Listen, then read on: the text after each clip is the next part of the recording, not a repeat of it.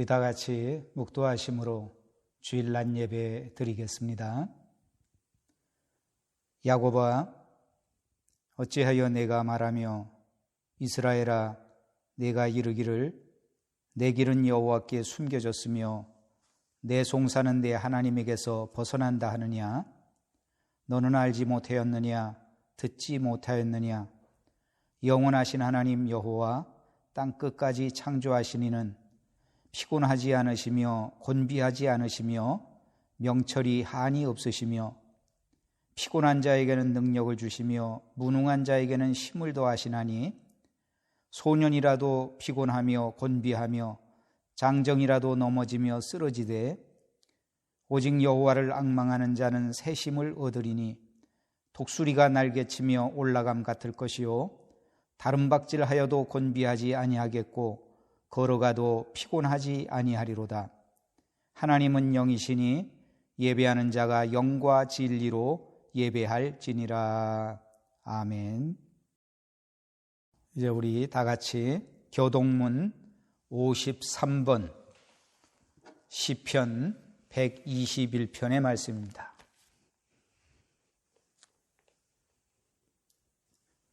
내가 산을 향하여 눈을 들리라. 나의 도움이 어디서 올까?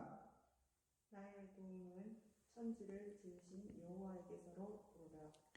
여호와께서 너를 실족하지 아니하게 하시며 너를 지키시는 이가 졸지 아니하시리로다. 이스라엘을 지키시는 이는 졸지도 아니하시고 주무시지도 아니하시리로다. 여호와는 너를 지키시는 이시라. 여호와께서 네 오른쪽에서 네 그늘이 되시나니 낮의 해가 너를 상하게 하지 아니하며 밤의 달도 너를 해치지 아니하리로다. 여호와께서 너를 지켜 모든 환난을 면하게 하시며 또 내 영혼을 지키시리로다. 여호와께서 너를 아멘. 우리 다 같이 사도신경으로 신앙 고백하겠습니다. 나는 전능하신 아버지 하나님 천지의 창조주를 믿습니다. 나는 그의 유일하신 아들 우리 주 예수 그리스도를 믿습니다. 그는 성령으로 잉태되어 동정녀 마리아에게서 나시고 본디오 빌라도에게 고난을 받아 십자가에 못 박혀 죽으시고 장사된 지 사흘 만에 죽은 자 가운데서 다시 살아나셨으며 하늘에 오르시어 전능하신 아버지 하나님 우편에 앉아 계시다가 거기로부터 살아있는 자와 죽은 자를 심판하러 오십니다. 나는 성령을 믿으며 거룩한 공교회와 성도의 교제와 죄를 용서받는 것과 몸의 부활과 영생을 믿습니다. 아멘. 이제 찬송가 25장을 부르시겠습니다.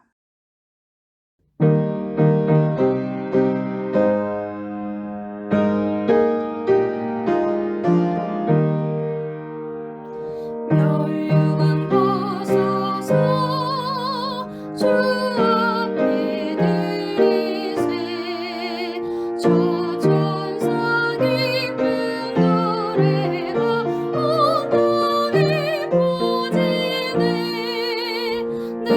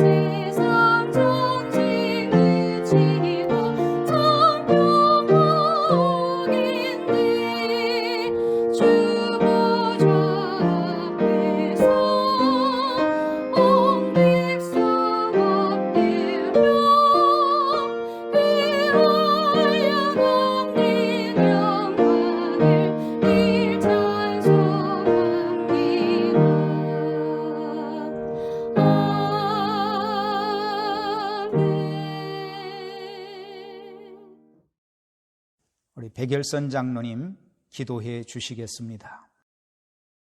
사랑과 은혜가 풍성하신 아버지 하나님, 언제 어디서나 늘 우리와 함께 하시고 지키시고 보호하시는 은혜에 감사를 드립니다. 코로나19 확산으로 모니터를 통해 드리는 예배지만 더욱 신실한 마음으로, 더욱 간절한 마음으로 주님 전에 나왔습니다. 우리의 기도와 찬양과 예배가 주님께 온전히 드려지게 하여 주시옵소서. 오늘도 제단으로 발걸음하지 못한 우리 김천영락 성도들의 안타까운 마음을 주님 헤아려 주시고 두렵고 공고해진 심령 위에 임마누엘의 은혜로 위로와 평강을 얻게 하여 주시옵소서. 속히 이 사태가 종식되어 일상의 모습들이 회복될 수 있도록 은혜를 허락하여 주시기를 간절히 빌고 원합니다. 이번 일을 통해 주님 만드신 질서가 얼마나 엄중한지 더욱더 잘 알게 됩니다. 이번을 기회로 우리를 향한 주님의 사랑, 주님의 뜻을 더욱 선명하게 마음 깊이 새길 수 있도록 은혜를 더하여 주시옵소서. 이번 주간은 특별히 사순절 기간입니다. 우리 죄를 대속하기 위해 십자가를 지신 예수 그리스도의 크신 사랑으로 인해 구별되고 거룩한 자녀의 모습으로 살 수 있게 되었음을 믿고 감사드립니다. 주님은 우리에게 복을 주시기를 원하시며 은혜 베푸시기를 원하시고 우리 삶을 지키시고 평강 주시기를 원하시는 줄 믿습니다. 주위를 돌아보고 이웃의 형편에도 관심을 갖게 하시며 마음을 다하고 지혜를 다하고 힘을 다하여 하나님을 사랑하는 믿음을 지켜갈 수 있도록 도와주시옵소서. 말씀을 전하시는 목사님 성령의 능력으로 붙들어 주시옵시고 우리 교회가 예수님의 사랑을 온전히 전하는 통로로 쓰임받게 하시며 이웃의 아픔과 나라의 어려움을 붙들고 기도가 끊이지 않는 제단이 되게 하여 주시옵소서. 특별히 육신의 연약함으로 인해 고통받는 이들의 아픔을 주님 기억하시고 치유와 하나님의 놀라운 은총과 평안을 허락하여 주시옵소서. 감사드리며 예수 그리스도의 이름으로 기도드립니다. 아멘. 오늘 우리들에게 주실 하나님의 말씀은 출애굽기 15장 22절에서 27절에 있는 말씀입니다. 구약성경 105페이지입니다. 출애굽기 15장 22절에서 27절까지의 말씀입니다. 봉독해 올리겠습니다.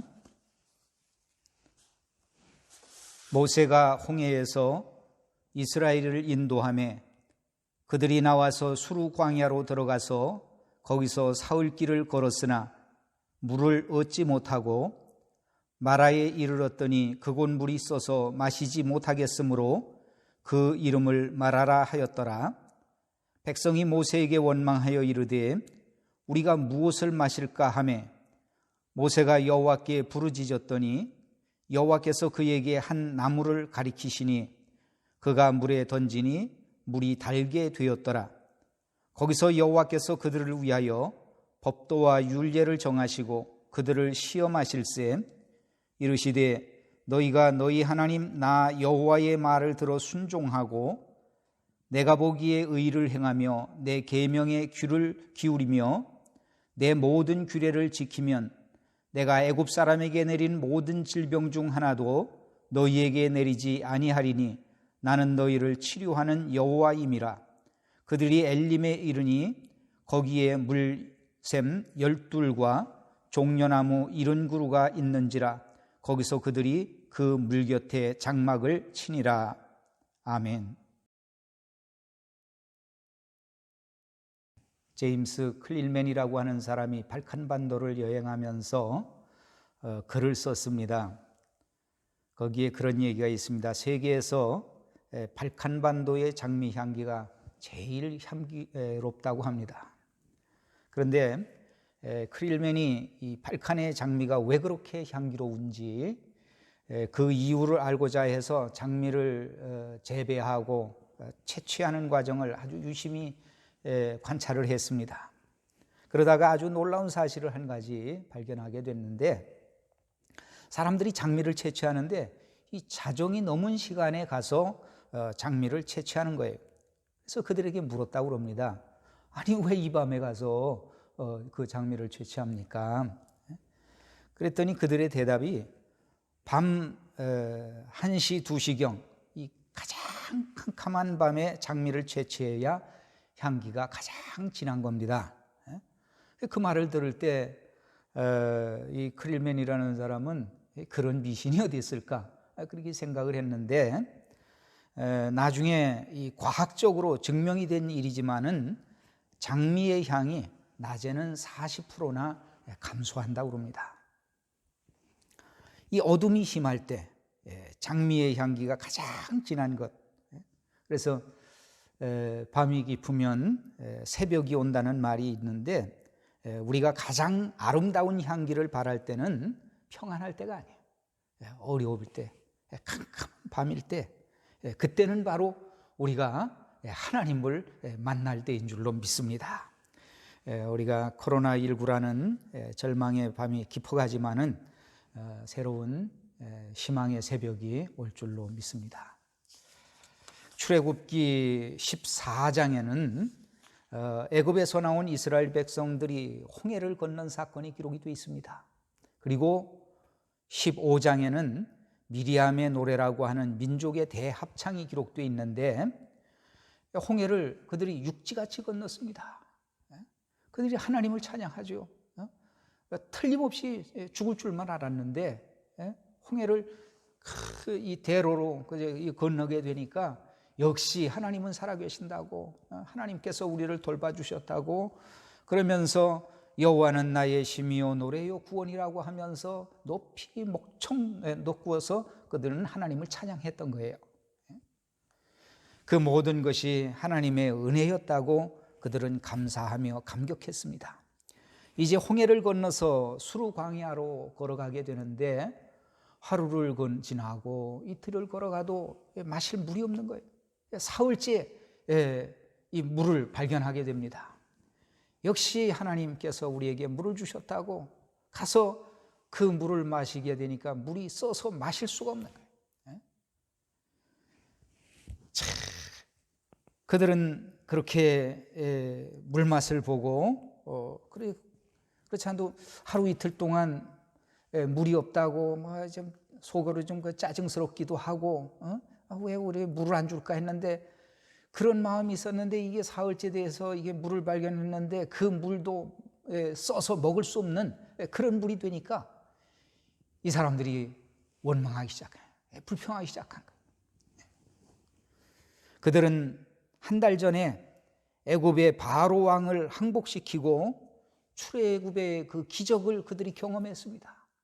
그리고 사흘 전에는 홍해를 건넜습니다. 그럼에도 불구하고 물이 쓰다고 그들은 원망을 한 겁니다. 사흘 전에 그 감사와 그 감격, 그 온데간데 없고 그 감사가 변해서 오히려 원망으로 바뀐 겁니다. 오늘 이 본문 23절에 마라에 이르렀더니 그곳 물이 써서 마시지 못하겠으므로 그 이름을 마라라 하였더라. 이 룻기서에 보면은 사사시대에 이스라엘 땅에 큰 그 기근이 있죠. 그때에 나오미는 남편인 엘리멜렉을 따라서 모압 땅으로 이민을 가게 됩니다. 모압 땅에 가서 그래서 남편 죽고요. 결혼식 아들이 둘 있었는데 결혼을 시켰는데 두 아들마저 거기서 잃어버리게 됩니다. 남편과 자식을 타국 땅에서 잃고 난 나오미가 자부 하나를 데리고 베들레헴으로 올라가죠. 동네 사람들이 나오미가 왔다고, 너 나오미가 아니냐? 그랬더니 나오미가 하는 말이 나를 나오미라 부르지 말라, 마라라 불러달라고 그랬습니다. 이 나오미라고 하는 것은 기쁨이다, 즐거움이다, 희락이다 그런 뜻이에요. 이 마라는 쓰다는 거거든요. 고통스럽다. 나는 나오미가 아니다. 차라리 마라로 불러달라고. 이스라엘 백성들에게 마라가 있었고요, 나오미에게 마라가 있었듯이 오늘 우리 가는 길에도 마라가 있는 겁니다.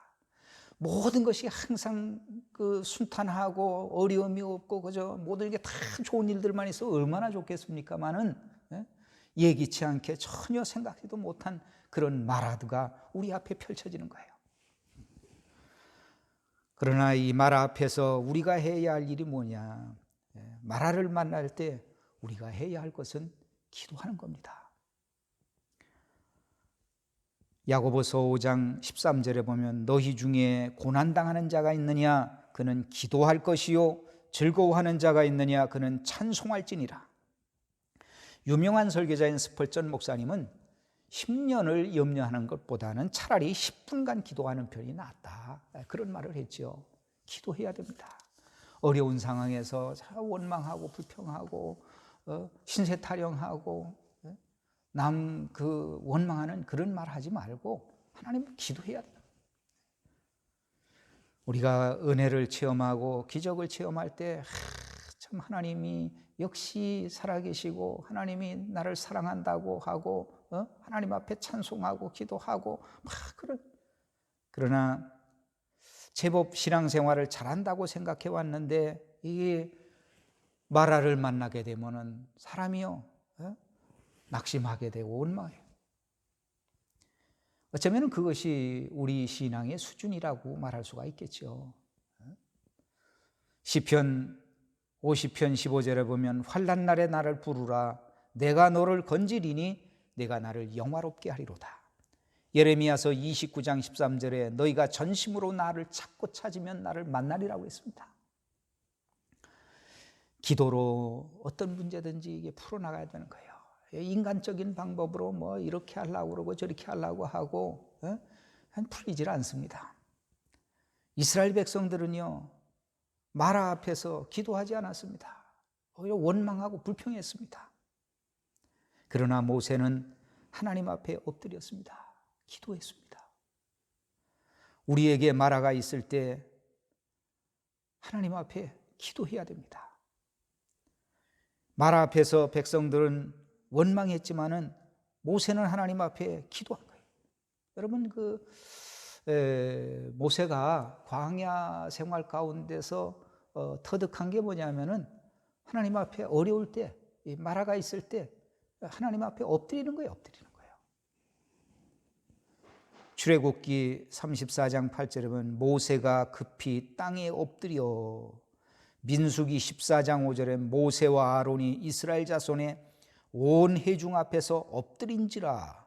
민수기 16장 4절에 모세가 듣고 엎드렸다가 민수기 20장 6절에 모세와 아론이 회중 앞을 떠나 해막문에 이르러 엎드리매. 모세는 엎드리는 사람이요. 힘들고 답답하고 속상하고 막막할 때 엎드리는 거예요. 제단 앞에 엎드려야 됩니다. 하나님 앞에 기도해야 됩니다.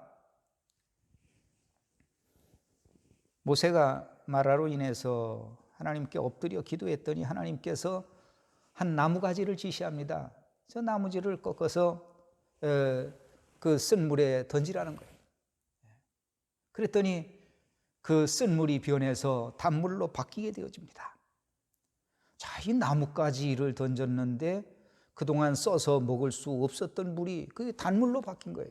그러면 그 나뭇가지가 의미하는 것이 무엇입니까? 나뭇가지는 예수 그리스도의 십자가를 의미하고 있습니다. 주경학자 베이컨은 이런 말을 했죠. 그리스도의 십자가는 불평과 불만의 쓴물을 달게 만드는 마라의 나무다 그랬고요. 메첼리라고 하는 사람은 십자가는 모든 고통을 주는 쓴물을 달게 만든다 그랬습니다. 예수 그리스도만이 마라의 쓴물을 단물로 바꾸어 주십니다. 십자가만이 인간의 그 쓴물을 단물로 변화시켜 주십니다. 하나님은 마라의 쓴물을 단물로 바꾸어 주셨을 뿐만 아니라 그들 앞에 엘림을 예비해 두셨습니다. 이 엘림에는 물샘 12과 종려나무 70주가 있었다고 그랬습니다. 그죠? 물이 넉넉한 오아시스가 거기에 있었던 거예요.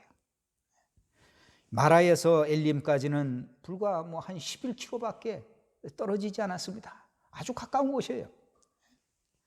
그런데 이스라엘 백성들은 그 앞에 있는 그 고통, 마라 앞에서 원망하고 불평한 거죠. 왜 그들이 하나님을 원망했겠습니까? 그것은 기적이 없어서 그랬습니까? 그렇지 않아요. 하나님의 은혜를 그들이 망각했기 때문에 그렇습니다. 이스라엘 백성이 애굽에서 살 때에 얼마나 힘들고 어려웠는지 아세요? 새벽 눈 뜨면은요, 일찍이 나가서 늦은 시간까지 중노동에 시달렸습니다. 너무너무 힘들고 고통스러우니까 하나님 살려주세요. 더 이상 못 살겠어요 하고 하나님 앞에 부르짖을 때 하나님께서 그 백성들을 권념하시고 애굽의 바로의 손에서 그들을 이끌어 주셨습니다. 그런 엄청난 은혜를 입었지요. 출애굽을 해서 홍해를 건널 때도 하나님의 놀라운 기적 가운데서 그 바다를 육지같이 걷는 그런 엄청난 은혜를 체험한 거예요. 아니 그들은 그렇게 은혜를 체험했음에도 불구하고 왜 그렇게 원망합니까? 그는 하나님의 그 베풀어 주신 은혜를 잊어버렸기 때문에 그런 겁니다. 여러분 한번 좀 돌아보십시오. 여러분 하나님의 은혜가 아니었습니까? 하나님의 은혜로 우리가 여기까지 온 겁니다. 서울에 어떤 교회의 그 한의학에서 잘 알려진 그 장로님이 계셨는데 이북에서 피난 오실 때는요 맨주먹으로 오신 거예요. 그래 와서 수십억의 재산을 모았습니다. 뭐 지금으로 보면 아마 수백억 재산가였죠. 담임 목사님이 애국에 나가시고 안 계실 때 부목사님이 설교를 하시는데 뭐가 마음에 들질 않았던지 강단에 올라가서 그 부목사님의 멱살을 끌고 내려옵니다. 그 밑에서 그것을 지켜보던 전도사님이 쫓아 올라가서 장로님 팔을 잡고 장로님 왜 그러십니까? 장로님 피난 내려오실 때 먹을 것이 없어서 하나님 밥 주세요, 밥 주세요. 하나님 살려달라고 그렇게 하셨던 장로님 아니셨습니까? 이제는 주의 종도 주의 종같이 보이지 않습니까? 장로님 그렇게 많이 변하셨습니까? 옛날을 잊으셨습니까? 그때 이 장로님이 전도사님 앞에 무릎을 꿇고 용서를 구했다고 합니다. 이 얘기는 제가 경선호회에서 저와 함께 목사 안수 받은 분이 저를 포함해서 3사람이었는데 그 가운데 그 목사님이 자기가 전도사 때 그런 일이 있었다고 그 얘기를 해서 제가 저한테 얘기를 해서 들은 얘기입니다. 오늘 여기 이스라엘 백성들은 마라 앞에서 원망합니다. 고린도전서 10장 10절에 그들 가운데 어떤 사람들이 원망하다가 멸망시키는 자에게 멸망하였나니 너희는 그들과 같이 원망하지 말라. 원망하지 말고 어려움이 있을 때 정말 답답하고 힘든 일이 있을 때 기도해야 된다. 그리고 하나님의 때를 기다려야 됩니다. 하나님 앞에 기도하고 기다려요. 좀 참고 좀 기다릴 줄 알아요. 그냥 좀 어렵다고 힘들다고 또 남 원망하고 불평하고 팔자 타령이나 하고 여러분 고난이 고난으로 끝나질 않습니다. 지금 현재는 우리가 고통스러운 마라가 있지만은 조금만 더 참고 인내하고 그러다 보면 우리에게 엘림이 있습니다. 하나님이 예비한 곳이 있습니다. 하나님은 쓴 물을 단물로 바꿔주신 후에 오늘 26절에 보면 이르시되 너희가 너희 하나님 나 여호와의 말을 들어 순종하고 내가 보기에 의를 행하며 내 계명에 귀를 기울이며 내 모든 규례를 지키면 내가 애굽 사람에게 내린 모든 질병 중 하나도 너희에게 내리지 아니하리니 나는 너희를 치료하는 여호와임이라. 마라의 사건 뒤에 하나님은 왜 이 말씀을 하셨을까 또 고민을 해봤어요. 근데 보니까 모든 문제의 해결은 기도와 말씀입니다. 말씀으로 돌아가야 되는 거예요. 하나님의 말씀에 순종하고 하나님의 뜻에 우리가 순종해서 가면 하나님께서 우리를 복된 길로 인도해 주시는 거예요. 미국 그 알리바마 주에 목화를 재배해서 큰 수입을 올리는 마을이 있었는데, 근데 어느 날부터인지 이 베빌이라고 하는 이 벌레가 나타나서 목화 작물을 다 갉아먹어 치우기 시작을 한 거예요. 그러니까 이 목화를 농사해서 먹고 살던 사람들이 거의 60%가 이제 농사를 지을 수 없는, 그냥 이제 폐농하게 되는 이제 그런 어려운 위기에 처하게 되는데, 그러니까 사람들이 이거 어쩌면 좋겠느냐, 그래서 이제 절망하고 시루에 빠져버리겠어요. 또 설상가상으로 그 동네에 전염병이 돌기 시작을 했다고 그럽니다. 그때 그들이 실망하고 시루에 빠져 있었던 것이 아니고 교회에 모인 거예요. 교회에 모여서 하나님 앞에 기도한 거예요. 하나님, 이제 우리가 목화 농사도 지을 수가 없습니다. 하나님, 살 길을 좀 열어주세요. 어떻게 해야, 어떤 것을 하면 좋겠습니까? 하고 하나님 앞에 부르짖어 기도했다는 거예요. 그래서 그들이 목화 대신에 해충의 해가 적은 땅콩을 심기로 했습니다. 이 땅콩을 심기 시작을 했더니 이게 목화 농사할 때 벌어들인 수입보다도 더 많이 벌어들인 거예요. 농사도 아주 잘 됐습니다. 그래서 그 마을 사람들은 전화위복이 된 것을 감사해서 이 해충인 베비를 기념하는 동상을 마을 입구에 세워놨다고 합니다.